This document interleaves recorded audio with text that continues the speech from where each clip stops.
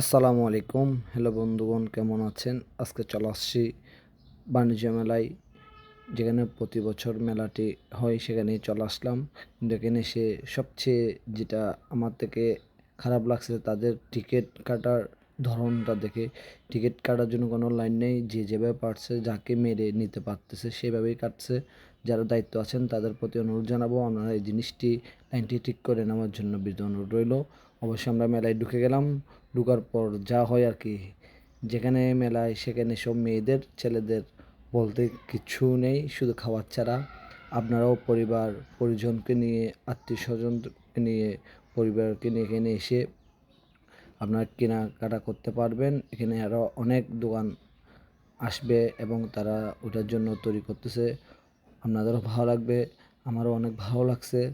আর আমার পেজটা যদি ভালো লাগে অবশ্যই ফলো করবেন এবং কমেন্ট বক্সে জানাবেন, এবং আমার ভিডিও কেমন লাগছে অবশ্যই কমেন্ট বক্সে জানাবেন এবং শেয়ার দিবেন।